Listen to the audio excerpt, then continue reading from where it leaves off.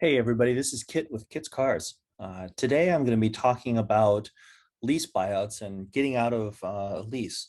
One of the common things to do up until recently was if you wanted to get out of a lease, you could sell that car to a third-party car buying service, whether it be Carvana or Vroom or Carmax or a lot of the other companies that are doing that kind of stuff.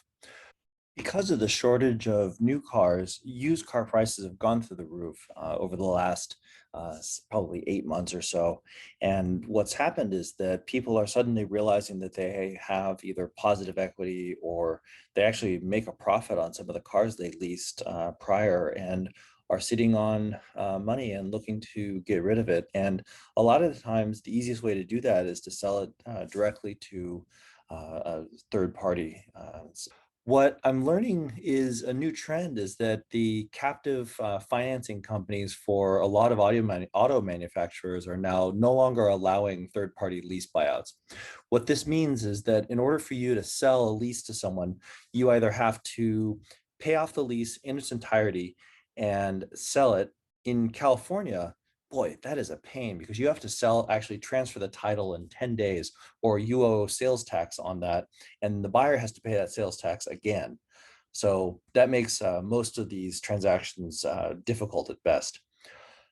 One of the things that's happened over the past 12 months is that the new car supply has gotten pretty tight. So used car values have been driven up by this. And what's happening now is that there are a lot of people that are looking to cash out of their leases.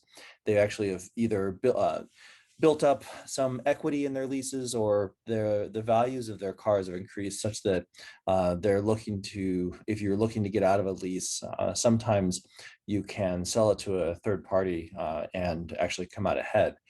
But a bunch of the captive financing companies are no longer allowing that. So as of recently, Acura Financial Services, Ford Credit, GM Financial, Honda Financial Services, Hyundai Motors Finance, Infiniti Financial Services, Lexus Financial Services, Lincoln Automotive Financial Services, Mazda Financial Services, Nissan Motor Acceptance Company, Toyota Financial Services, and Southeast Toyota Finance, as well as Volvo Finance, are on the list of companies that will not allow a third-party lease buyout.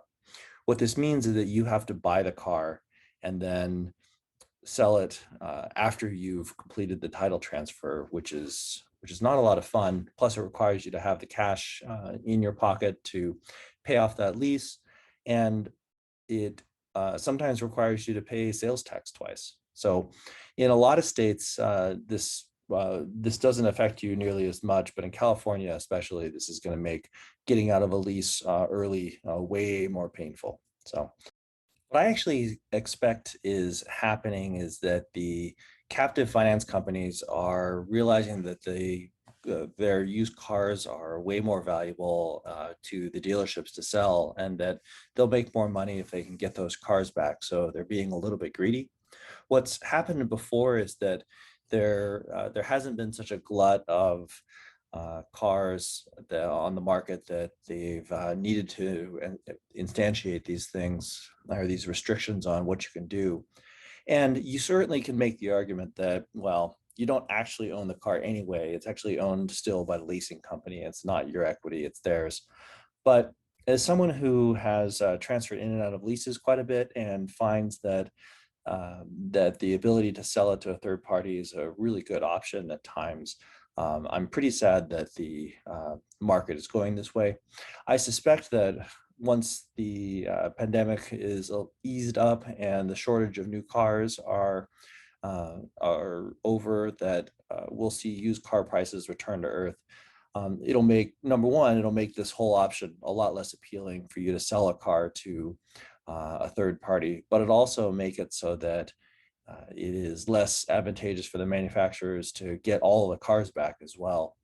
So I suspect this will be a short-lived thing, but we'll see. It certainly changes the way that we approach leases and we think about leasing, especially with cars that don't depreciate much. Hope everyone learned something and that it's something that's useful to you.